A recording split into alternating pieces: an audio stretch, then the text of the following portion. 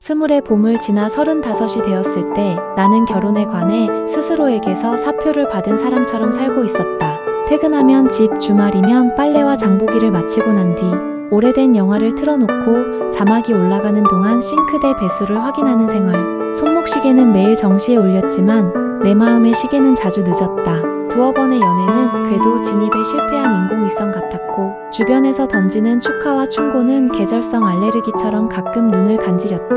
동창의 공지는 늘 그렇듯 갑작스럽고도 건조하게 도착했다. 시간, 장소, 비용. 망설임 끝에 참석을 누르며 내심 별일 없기를 바랐다. 그런데 별일은 계산을 안 하고 찾아왔다. 오래된 술집의 노란 간판 아래 어색하게 서로의 직함과 체중을 확인하던 자리에서 누군가가 말없이 문을 열어젖힌 듯 공기가 바뀌었다.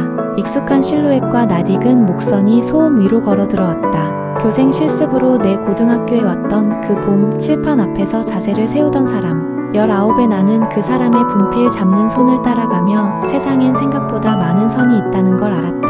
그 손이 지금 내 앞에 있었다. 15년이란 시간이 지나 있었고 그녀는 내 나이보다 4살 많았다. 손가락 마디의 윤곽은 여전했고 눈가의 주름은 새로 생긴 이야기의 문장 보호처럼 자연스러웠다. 동창들의 농담이 거품처럼 터졌다가 사라지는 사이 내 기억은 엎질러진 소금처럼 넓게 퍼졌다.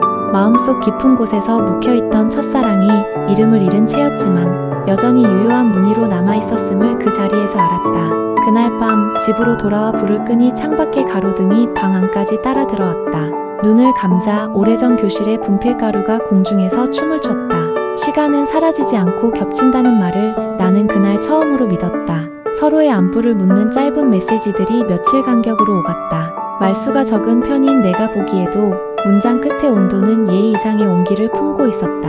그녀는 이혼 후 혼자 지낸다고 했다. 아이는 없다고 했다. 긴 시간을 돌아 도달한 단어들이 간결했다. 나는 그 간결함에서 오히려 정확함을 읽었다. 첫 만남은 동네의 작은 전시회였다. 사람들 틈에 섞여 느리게 그림을 돌며 우리는 각자의 기억에서 비슷한 색을 발견했다. 다음엔 오래된 극장, 그 다음엔 비가 얕게 내리던 날의 북카페. 일정은 서로의 예측 가능성을 깨뜨리지 않는 범위에서 조금씩 겹쳤다.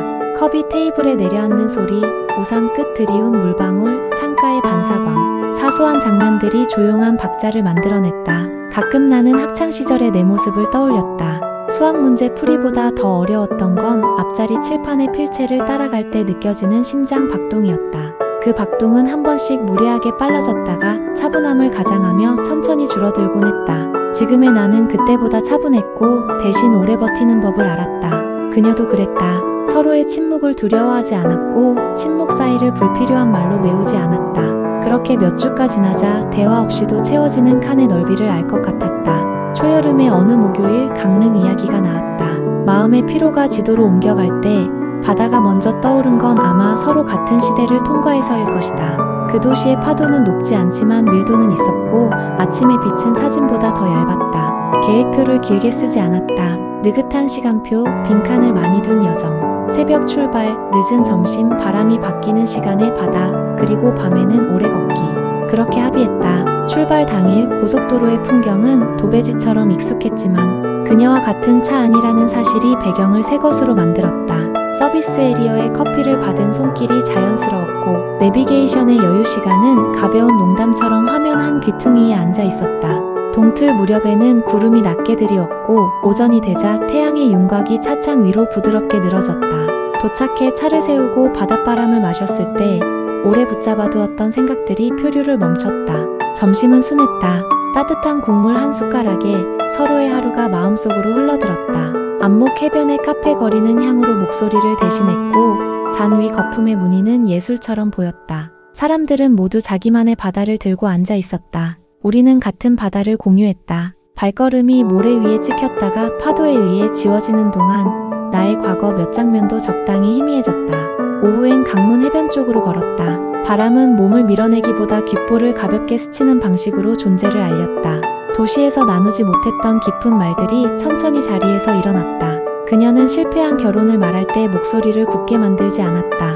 나는 실패한 연애를 생각할 때 변명하지 않았다. 두 사람이 서로에게 내놓은 건 설명이 아니었고 해석을 요구하지 않는 사실의 나열에 가까웠다.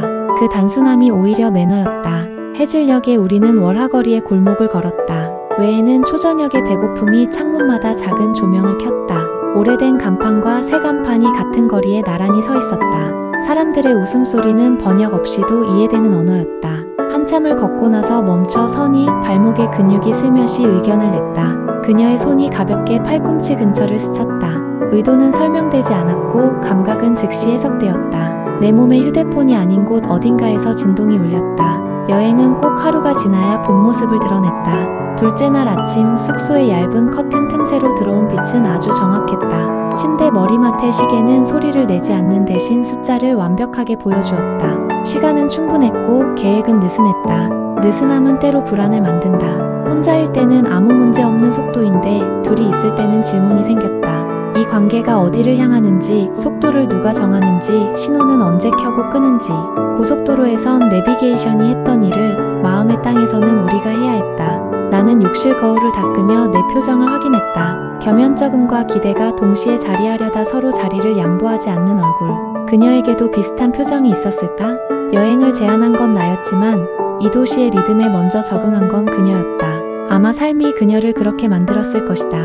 오래 가르치던 사람이 설명을 덜하고도 이해를 이끌어내는 것처럼 그녀는 말 대신 여백으로 내 마음을 이끌었다. 점심 무렵 바닷가의 카페에서 창밖을 보며 앉아 있었다. 파도는 일정했고 파도의 뒤편 하늘은 고르게 개어 있었다. 나는 속으로 여러 버전의 미래를 그렸다. 함께 돌아온 뒤 주말마다 만나는 사람, 감정의 이름을 분명히 붙이는 사람, 언젠가 같은 문을 열고 들어가 같은 불을 끄는 사람.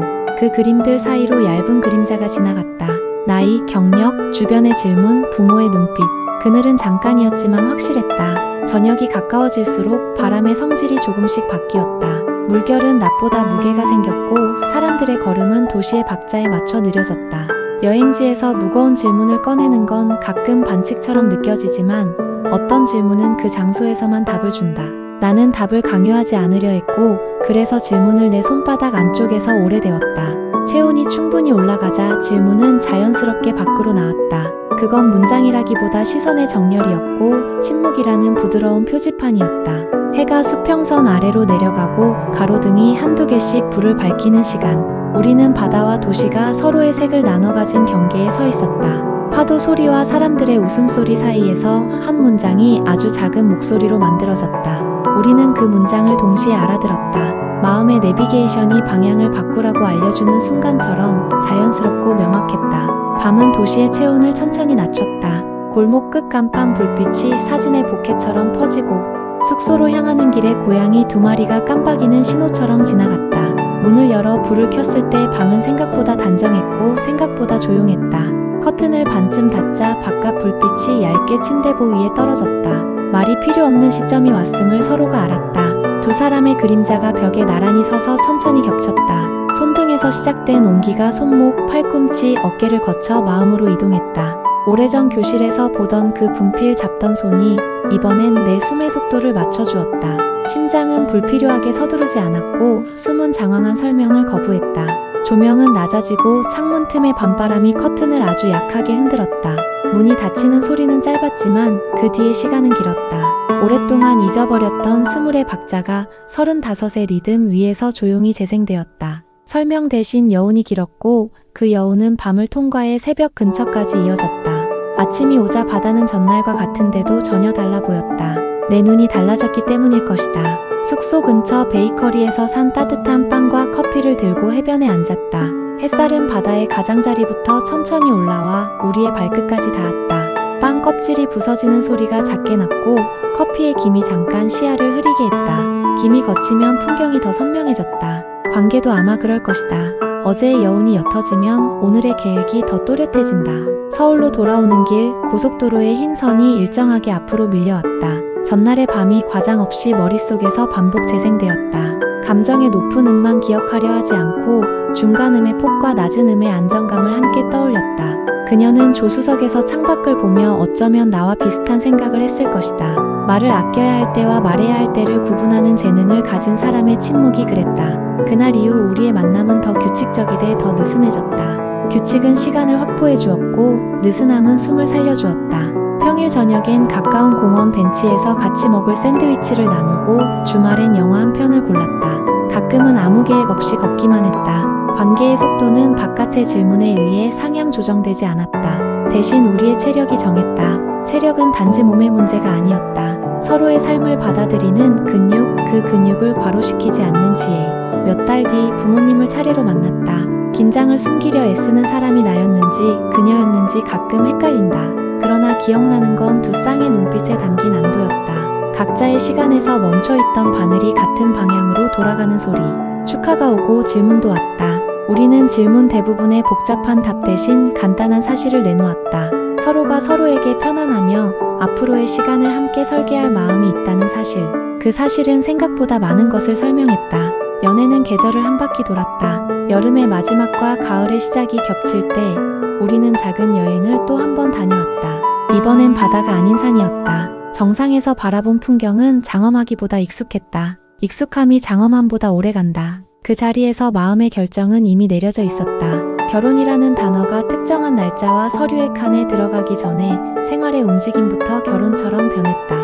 서로의 집을 번갈아가며 머물던 밤들은 하나의 집으로 합쳐지기 시작했고 하나둘씩 중복된 물건을 정리했다. 고무장갑은 두 켤레에서 한 켤레가 되었고 커피잔은 짝을 맞추었다. 언젠가 분리수거장 앞에서 종이와 비닐을 나누던 순간 나는 이상할 정도로 만족스러웠다. 같은 봉지에 넣는 것보다 나누어 버리는 일이 더 함께 같았다. 그리고 1년이 채워지는 어느 주말 우리는 조용한 식장을 빌렸다.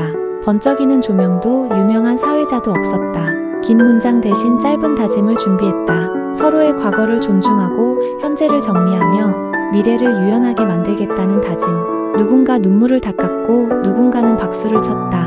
사진사가 셔터를 여러 번 눌렀고 그중 어느 한 장에서 나는 그녀의 손을 더 단단히 쥐고 있었다. 교생 선생님과 학생으로 만나 시작한 이야기가 이제는 두 성인의 서명으로 이어졌다. 첫사랑은 끝난 적이 없었다. 중간에 길을 잃었을 뿐 같은 강릉의 파도가 또 다른 모래를 만나는 것처럼 도착이 늦었을 뿐이었다. 신혼 첫 주 저녁에 함께 만든 국은 간이 조금 심심했다. 소금 한 꼬집을 더 넣었다. 식탁 위 투명한 그릇에 담긴 국물은 바다의 표면처럼 고요했다. 우리는 그 고요를 떠서 나누어 마셨다. 고요는 맛이 있었다. 그 맛은 아마 오래 돌아온 사람들만 알 수 있는 맛일 것이다.